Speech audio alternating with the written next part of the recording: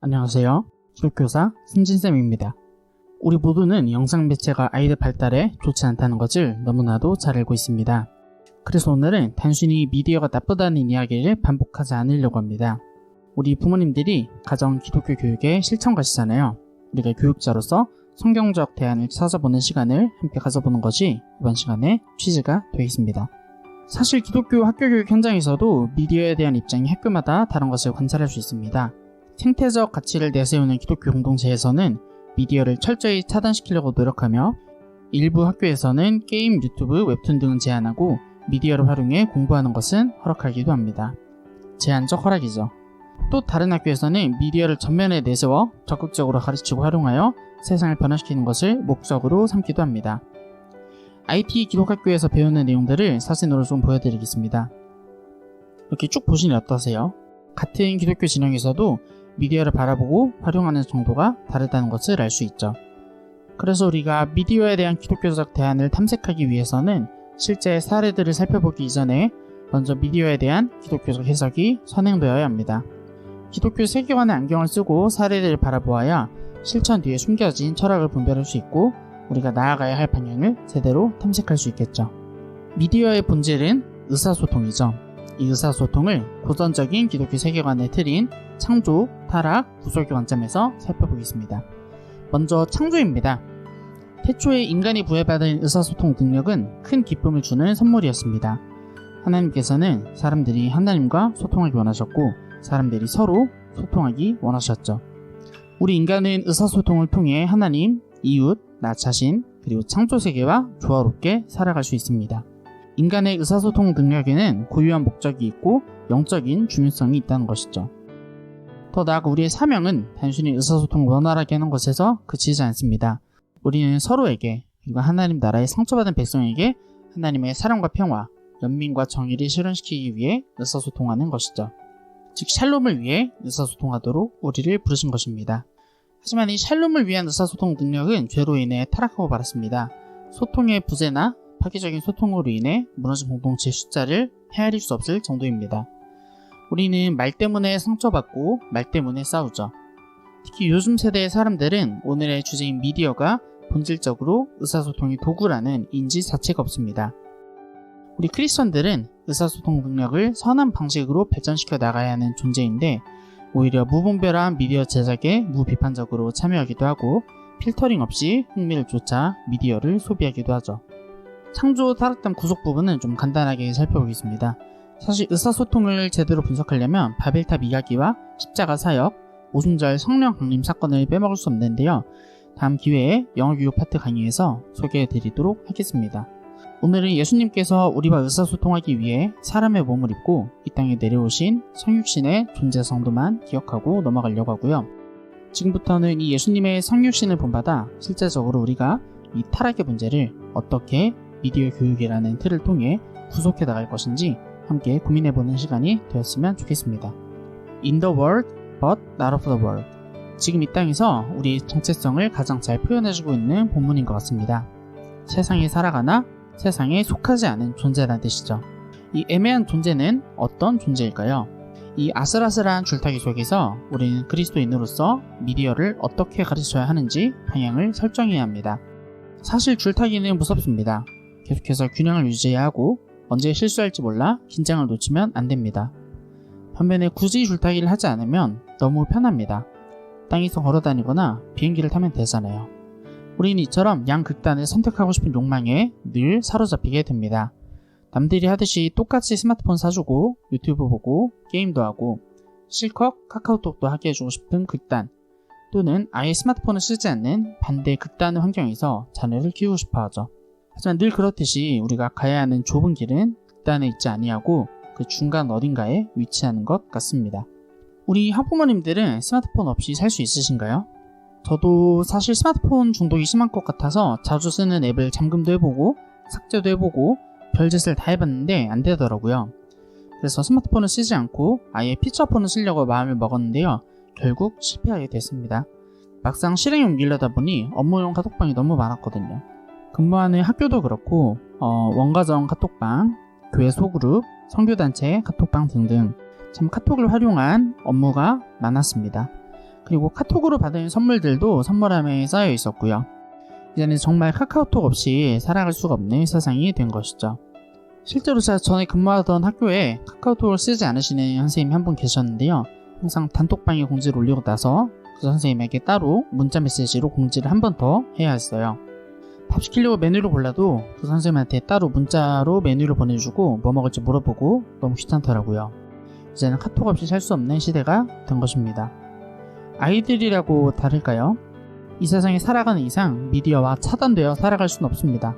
노출되는 시기는 늦출 수 있겠지만 기본적인 전제는 차단이 아니라 공존으로 가야만 한다는 것이죠. 좀 충격적인 통계이지만 청소년 휴대폰 보급률이 100%입니다. 그 중에 스마트폰 보급률은 95%이고요. 경제적으로 아주 어렵거나 빡센 기숙학교에 다니거나 중독이 심해 부모님이 강제로 없애버렸거나 입시 공부 때문에 일시적으로 사용하지 않는 아이들을 제외한 모든 아이들은 무조건 스마트폰을 가지고 다니는 것이죠. 우리 아이 발 건강을 위해 맨발 걷기를 시킬 수는 있지만 학교에 맨발로 보낼 수는 없잖아요. 스마트폰도 마찬가지입니다.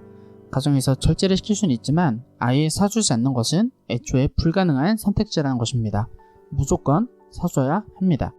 학교 현장에서도 요새는 선생님들이 칠판을 많이 안 쓰십니다. 하루 종일 미디어를 활용해서 수업을 하시거든요. 국어 시간에는 국어 지문에 관련된 영상, 수학 시간에는 스토리텔링 수학 영상, 사회 시간에는 역사, 지리, 정치 관련된 영상, 과학 시간에는 실험 영상을 통해서 수업을 합니다. 가상통신문도 종이로 안 나가죠. 전부 다 앱으로 나가고 무거운 종이책 교과서도 태블릿을 모두 때려박으려는 시도가 계속되고 있습니다. 아이들 휴대폰 활용하여 UCC나 나만의 영화 만드는 활동도 있고 코딩을 배우며 패들렛으로 자기 생각을 올리고 구글 프레젠테이션을 활용하여 함께 PPT를 만듭니다. 알림장도 글씨로 안 써요. 학교 후에 앱으로 확인해야 하고 숙제도 앱으로 올립니다. 제가 이제 학군이 좋은 곳에서 근무하고 있는데요. 교육열이 높은 만큼 미디어 차단이 철저한 가정에서 자라난 아이들이 종종 있습니다. 근데 이 친구들이 오히려 교육 내용을 따르지 못합니다. 제가 얼마 전 6학년 국어 수업 시간에 인터넷에서 신뢰성 있는 자료 구분하는 법을 가르치고 실습으로 컴퓨터실에서 자기가 찾은 자료를 첨부해서 논설문 쓰기 활동을 진행했습니다. 패들렛에 올린 친구들 논설문에 댓글도 달아주게 하고요. 근데 아예 인터넷을 켤 줄 모르고 타자도 칠 줄 모르며 자료를 복사하여 붙여넣는 방법도 모르는 학생들은 이런 수업을 따라올 수가 없는 것이죠. 이쯤에서 잠정적 결론을 내보자면 우리가 도시형 교회로서 추구하는 기독교적 대안이 구름 위를 걷는 무의미한 대안이 되지 않으려면 미디어의 부작용이 무섭다고 피하고 늦추는 데에만 집중할 것이 아니라 오히려 선용할 수 있는 방법을 알려주어야 합니다. 즉 샬롬을 위한 수단으로 사용할 수 있도록 도움을 주어야 합니다. 미디어는 우리 사회에서 크게 4가지 역할을 수행하고 있습니다. 첫째, 단순 정보 전달. 둘째, 유흥. 셋째, 소비자를 설득. 넷째, 교육. 이 4가지 역할 중에서 2가지가 오늘날 가장 두드러진 역할인데요. 당연히 유흥과 소비자 설득입니다. 예능, 영화, 드라마, 그리고 상업 광고가 미디어를 지배하고 있죠. 시사, 교양, 다큐는 거의 스크린을 점유하지 못하죠. 이런 상황에서 우리는 어떤 크리스천 인재를 양성해야 할까요? 우리 크리스천들은 미디어 생태계에서 왕과 제사장, 선지자로서 역할을 수행해야 합니다. 기독교 미디어 교육의 궁극적인 목표 중에 하나는 우리 자녀들을 수동적인 소비자가 아니라 제사장적 콘텐츠, 선지자적 콘텐츠를 만드는 생산자로 세우는 것입니다. 전자미디어가 일상생활이 되어버린 현대사회에서 의사소통과 미디어에 대안적인 비전을 지닌 재능있고 실력있는 그리스도인이 정말 절실히 필요합니다. 그러한 인재를 키워내기 위한 방법으로 오늘 저는 몇 가지 제안을 드리려고 합니다. 첫째, 가장 먼저 비판적 소비자로서 미디어를 분석하도록 가르쳐야 합니다. 비판적이라는 단어가 좀 거북하시면 성찰적 소비로 바꾸어 이해하셔도 좋겠습니다. 미디어를 비판적으로 분석하도록 가르치려면 어른들이 먼저 미디어의 특성에 대해 잘 알면 좋겠죠. 미디어의 중요한 특성은 모험을 하지 않는다는 것입니다. 사실 미디어의 선지자적 역할과 제사장적 역할은 사람들이 미디어를 통해 현대사회의 팽배한 가치관과 믿음에 도전을 받고 더 나은 세상, 궁극적으로는 하나님 나라를 상상하도록 도와주는 것인데 현대 미디어는 이러한 모험을 감수할 이유가 없습니다. 오히려 안전하게 사람을 모을 수 있는 방법을 택하죠. 자극적인 소재를 선정하고 사람들이 이미 믿고 있는 유행하는 가치를 확인하고 강화시킬 수 있는 콘텐츠를 생산합니다. 유튜브, 인스타, 블로그, 스마트 스토어 그 무엇을 하더라도 대형 키워드를 분석하는 것이 필수라는 말입니다. 그러면서 표면적으로는 사실상 사람들에게 강요하지 않고 있다고 주장하죠. 하지만 실상은 유행하는 콘텐츠는 도전적인 콘텐츠가 아닙니다. 사람들은 보고 싶은 것만 보고 듣고 싶은 말만 선택해야 되기 때문에 세상의 가치관을 잘 반영한 콘텐츠가 안정적인 조회수를 창출할 수 있거든요. 그렇기 때문에 하나님 나라의 세계관을 담고 있는 콘텐츠는 광야에 외치는 소리와 같이 비주류를 차지하게 되는 것입니다. 2023년 2월 기준 넷플릭스 1위에서 10위까지 콘텐츠입니다. 하나님 나라의 가치관을 배우기는 힘들겠죠. 이번엔 동일 날짜 기준 게임 순위를 볼게요. 죽이는 게임만 있고 살리는 게임은 하나도 없죠. 대중가요 순위도 한번 볼까요? 참담하죠. 우리 사회에서 기독교는 철저한 비주류 문화입니다. 대중 미디어 문화를 향유하는 이상 세상 세계관의 폭격을 맞게 되는 이유입니다. 그러므로 우리 아이들은 적어도 이 성장물을 보며 성경적으로 세계관을 분별할 수 있는 지혜를 길러야 합니다. 특정 작품이 생성되는 방식, 의도된 효과, 반영된 미적인 가치, 대중에게 관심을 끌기 위해 활용한 기법 등을 이해할 수 있어야 합니다. 미디어 콘텐츠가 어떻게 구성되었는지 잘 의식할수록 미디어에 덜 조종당하게 될 것이 분명하기 때문입니다. 우리가 보게 되는 광고가 어떤 소비자를 겨냥하였는지, 어떠한 기법을 사용하여 소비자를 설득하려고 하는지 알게 되면 소비의 유혹에 덜 시달리게 되겠죠. 자, 지금 말씀드리는 내용은 실제로 기독교 미디어 교육에서 미디어와 관습이라는 하나의 독립된 파트로 이루어진 꼭지인데요. 예를 들어 이런 것입니다. 뉴스 앵커가 전형 뉴스를 일반적인 뉴스 데스크가 아닌 자기 집 욕조에서 전달한다면 대중은 아마도 깜짝 놀랄 것입니다. 이런 식으로 뉴스 데스크에서 방송을 하는 이유는 대중이 보고 듣는 정보에 대한 신뢰를 갖도록 하기 위함이죠. 미디어 소비자들은 보통 자각하지도 못한 채로 이러한 관습에 녹아들어 있습니다. 카메라 각도에서부터 조명, 음향, 등장인물들의 행동, 옷, 언어에서 오는 상징적인 관습까지 그 범위는 참 다양합니다. 우리가 이러한 관례와 관습을 더 잘 깨닫고 이해할수록 미디어에 의해 조성당하는 정도가 줄어들 것입니다. 예를 들어 우리나라의 술 광고 속의 사람들은 보통 어떻게 묘사될까요? 술 광고는 미인들이 한다고 하죠. 음주를 즐기는 미녀, 쿨하고 멋진 이미지입니다. 이런 식으로 특정 분야의 광고에서는 주로 어떤 색들이 사용되는지, 어떤 광고 기법을 활용하고 있는지 등을 구체적으로 살펴볼수록 미디어를 대하는 식견이 늘어나게 됩니다. 홈쇼핑을 봐도 그렇죠. 앞으로는 이 구성으로 판매할 일은 없다고 하고 맨날 조기 소진시 판매 종료라고 하잖아요. 신기하게도 홈쇼핑 방송을 보다 보면 저걸 사는 게 손해가 아니고 안 사는 것이 손해라는 생각이 들게 됩니다. 근데 그렇게 인기가 많은 상품을 그냥 인터넷으로 판매하면 되지 뭐하러 쇼호스트까지 고용해가면서 판매를 하겠어요. 아동용 콘텐츠도 하나 살펴볼게요. 제가 아동용 콘텐츠를 보여드리겠습니다. 어떠한 세계관이 녹아 들어가 있는지 한번 맞춰보세요. 이 두 장의 그림을 보고 알 수 있는 세계관이 있습니다. 바로 무엇이냐면 착한 사람은 예쁘고 나쁜 사람은 못생기게 표현되었다는 것입니다. 예쁘고 언니들은 못생겼다는 말이죠. 이런 종류의 미디어를 반복하여 시청하다 보면 예쁘고 잘생긴 사람들은 착하고 못생긴 사람들은 나쁘다는 잘못된 관념이 생겨날 수 있겠죠. 이 사실을 어린아이들을 붙잡고 가르칠 필요까지는 없지만 적어도 어른들이 인지는 하고 있어야 지나가는 말로라도 가르칠 수 있겠죠. 이게 만화라서 그런 거지 실제로는 예쁘다고 착한 게 아니야. 마음씨가 예뻐야 착한 사람이야. 이런 식으로 조금씩 반복해서 이야기해주기만 해도 아이들은 충분히 큰 도움을 받을 것입니다. 사실 과학기술과 미디어의 발달은 하나님이 허락해주신 선물입니다. 미디어를 통해 수억의 사람들이 기쁨과 즐거움을 누릴 수 있게 되었죠. 하지만 세상 모든 일이 그러하듯이 적절한 제한이 없으면 부작용이 더 커지게 됩니다. 그래서 만족지원 능력은 약하고 충동성이 강한 시기를 지나가고 있는 우리 학생들에게 반드시 철저한 미디어 제한이 필요합니다. 아이들이 과자를 달라고 한다고 집에 과자 뷔페를 차려놓으면 밥을 절대 안 먹겠죠. 배가 고플 때마다 과자만 먹을 것입니다. 그렇다면 이때 잘못하는 사람은 누구일까요? 과자를 절제하지 못하는 자녀의 의지력을 탓하며 혼을 내야 할까요? 아니면 과자를 실컷 먹을 수 있는 환경을 제공한 부모 자신을 탓해야 할까요? 당연히 부모를 탓해야겠죠.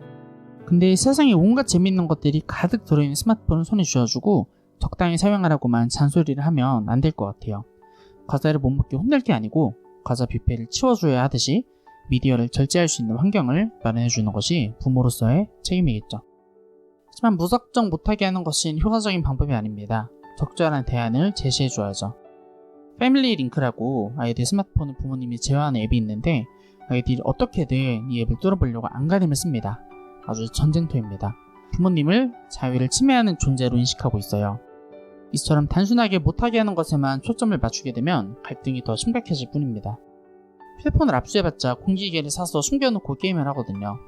그래서 미디어를 제한함과 동시에 반드시 적절한 대안 제시가 함께 가야 한다는 말입니다.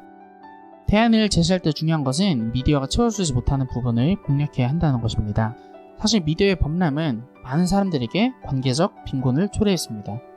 미디어가 풍요로워질수록 의사소통의 기회는 오히려 줄어들고 있죠. 익명에 숨어다는 댓글이나 SNS는 관계적 의사소통이라고 볼 수는 없습니다. 이 상태가 지속되면 우리는 소통하는 존재로서의 소명을 망각하게 됩니다. 소통하는 존재로서의 가치의식을 잃어버리게 되기 때문입니다. 빠방한 음향 장비와 화질 좋은 이미지로는 진실한 의사소통을 만들어낼 수 없습니다. 우리는 직접적인 인간관계에서 우리가 사랑할 대상을 발견하며 또 우리의 사랑을 받아주는 친구들이 필요하고 우리를 사랑해줄 친구들이 필요합니다. 그래서 우리는 미디어를 전달 위주의 매체로만 활용하는 것이 아니라 소통의 도구로 활용해야 합니다. 제가 얼마 전에 모두를 위한 기독교 영화제에 다녀왔는데요. 비기독교인들도 거부감 없이 볼 수 있는 영화를 시청하고 평론가를 모셔 토크 콘서트까지 하며 관객들의 감상까지 들어보니 영화가 새롭게 보이더라고요. 너무 좋은 배움의 시간이었습니다. 이처럼 미디어를 관계적 의사소통의 도구로 삼는 대안을 제시해 주시면 좋겠습니다. 평소에는 미디어 시청을 철저히 제한하고 대신 온 가족이 함께하는 무비데이를 만들어 직접 시청할 영화를 선택하도록 할 수 있겠죠. 금요일 저녁마다 친구나 친구 가족들 초대해서 다 같이 영화를 보고 맛있는 간식을 먹으면서 느낀 점을 이야기하고 감독의 의도를 생각해보고 장면에 담긴 의미들을 다양하게 해석해보고 어떠한 기법으로 장면의 정서를 극대화했는지 분석해보는 것입니다. 또 신앙적으로 적용할 점은 없는지 이야기해보는 것도 좋겠죠. 자녀가 이 수업을 잘 따라와 준다면 심화과정으로 이 미디어 콘텐츠가 특정 이익 집단의 가치와 신념을 나타내고 있지는 않는가, 그 안에 어떤 집단에 어떤 메시지가 숨어 있는가, 배세되어 있는 가치는 무엇이 있는가, 어떤 고정관념이 묘사되었는가, 어떠한 행복을 말하고 있는가, 감독이 생각하는 성공에 대한 관점과 도덕적인 정의는 무엇인가 등을 함께 고민해보면 좋겠죠. 때로는 신앙이 없는 친구도 초대해서 같이 시간을 보내고 전도도 해볼 수 있겠고요. 이때 사용할 만한 툴은 제 블로그에 올려놓을 테니까 필요하신 분들은 받아가시면 좋겠습니다. 다음으로 게임은 어떻게 대처해야 할까요? 게임을 아예 못하게 하는 것이 아니라 제한된 환경에서 소통할 수 있는 게임을 할 수 있도록 일정 부분은 풀어주어야 실현 가능한 대안 제시가 되는 것입니다. 사실 게임도 유해 등급을 나눌 때 사행성이나 잔인함을 척도로 나누는 경우가 많은데요. 제가 많은 자료를 찾아본 결과 그런 식으로 등급을 나누는 것은 큰 소용이 없었습니다. 가장 유해한 것은 게임 내용보다는 채팅 요소가 있는 게임입니다. 음성 채팅 디스코드도 당연히 포함되죠. 익명이 보장된 공간에서 누가 어떤 말을 할지 모르기 때문입니다. 채팅 있는 게임 다들 해보셨죠? 욕설은 기본이고 음담패설, 혐오 표현이 무제한으로 풀려있는 공간이 바로 채팅창입니다. 그래서 만약 스마트폰 게임을 허락해준다 해도 채팅 요소가 없는 퍼즐 게임이나 과금 요소가 없으면 좋겠지만 조금 있더라도 채팅이 없는 게임을 허락해줘야겠죠. 또 자기 방에서 혼자만 즐기는 것이 아니라 가족이나 친구들과 함께 할 수 있도록 거실에서 닌텐도를 할 수 있게 해주거나 보드게임을 같이 하는 것도 좋겠습니다. 무작정 게임하지 말고 공부만 하라고 혼낼 것이 아니라 아이가 좋아하는 놀이 요소를 잘 파악하여 같이 놀아주고 소통하며 시간을 보내야죠. 천년만년 끼고 살 것도 아닌데 같이 살 때 실컷 놀아줘야죠. 저는 이러한 소통하는 미디어 교육을 통해 이 시대의 자녀들이 따뜻한 관계 맺기를 할 줄 아는 성인으로 자라나면 좋겠습니다. 통계를 보면 여학생들이 스마트폰 할 때 가장 오래 머무는 공간은 SNS고 남학생들은 게임입니다. 근데 남학생 통계를 단순히 게임으로만 볼 수는 없어요. 혹시 온라인 게임의 끝이 무엇인지 아시나요? 바로 친목질입니다. 만렙을 찍으면 딱히 할 게 없어서 길드원들과 놀려고 접속을 하게 됩니다. 수다 떨고 같이 사냥을 다닙니다. 소속되고 싶고 소통하고 싶은 것입니다. 처음엔 단기적 보상이 재밌어서 게임에 뛰어들었지만 결국 소속과 소통의 욕구로 귀결된다는 것입니다.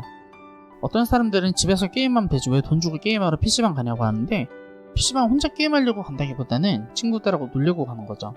제가 하고자 하는 말은 SNS를 하는 여학생이나 또 게임하는 남학생이나 상관없이 결국 소속과의 인정의 욕구, 소통의 갈증 때문에 미디어에 더 탐닉하게 된다는 말입니다. 슬픈 것은 SNS를 많이 하는 학생들의 외로움과 우울함의 비율이 더 높다는 것이죠. 제가 전에 봤던 인터뷰 자료를 찾지 못했는데요. 어떤 뉴스에서 지나간 아이들을 대상으로 친구들과 놀이터에서 놀기, 그리고 휴대폰 게임으로 투표를 진행한 적이 있었어요. 놀랍게도 친구들과 놀이터에서 놀기가 압도적인 승리를 거두었습니다. 아이들은 사실 소통이 부재해서 미디어에 빠지는 것이 분명합니다. 우리 자녀들이 이 세상에서 정말 기독교 미디어 교육을 통해 따뜻한 의사소통의 전문가가 되어서 소통이 목마른 친구들에게 진실된 사랑을 전하고 친구들이 그 사랑의 근원 되시는 하나님을 찾아올 수 있는 그런 축복의 통로가 되었으면 좋겠습니다. 마지막으로 우리 자녀들이 대안적 콘텐츠의 생산자로 우뚝 설 수 있도록 대안을 제시해 줍시다. 소비자가 아닌 생산자로 살아갈 수 있도록 도와주자는 말입니다. 서두에 말했듯이 미디어는 사회에 새로운 바람을 불러일으킬 수 있는 도구임에도 불구하고 새로운 가치와 믿음을 말하지 않고 안정적인 조회수를 뽑아낼 수 있는 세상의 세계관을 드러낸다고 했죠.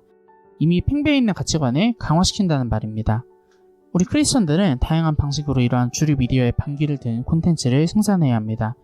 예를 들어 선지자적 콘텐츠는 이 시대의 지배적인 가치와 믿음에 비판적으로 도전하며 오직 진리에 입각한 근엄한 메시지를 선포하는 역할을 할 수 있겠습니다. 기술혁신과 물질 만능주의, 포스트 모더니즘에 맞서 반대 의견과 기독교적 대안을 선포하는 것입니다. 마치 구약시대의 선지자들이 그랬듯이 비판과 보복을 두려워하지 않는 선포의 통로로 미디어를 사용하는 것입니다. 광야에 외치는 소리와 같죠. 또는 선지자보다는 제사장에 가까운 콘텐츠를 만들 수도 있겠습니다. 이는 크리스천을 대상으로 해도 되고 넌크리스천을 대상으로 해도 되겠죠. 사람들이 좀 더 이해하기 쉬운 방식으로 하나님과 사람 사이에 다리를 놓아주는 역할을 하는 것입니다. 선지자적 콘텐츠보다는 좀 더 문화 속에 녹아 들어간 콘텐츠가 되겠죠. C.S. 루이스의 나니아 연대기처럼 말이죠. 마지막으로 말씀 한 구절 읽고 마치겠습니다. 눈은 몸의 등불이니 그러므로 내 눈이 성하면 온몸이 밝을 것이요 눈이 나쁘면 온몸이 어두울 것이니 그러므로 내게 있는 빛이 어두우면 그 어둠이 얼마나 더하겠느냐. 마태복음 6장 22절, 23절 말씀. 이 말씀처럼 우리 아이들이 미디어의 어두움에 잠식된 자녀가 아니라 성한 눈으로 미디어를 바라보고 밝은 빛에 거하는 주님의 자녀로 자라나도록 함께 기독교적 미디어 교육에 힘쓰면 좋겠습니다. 감사합니다.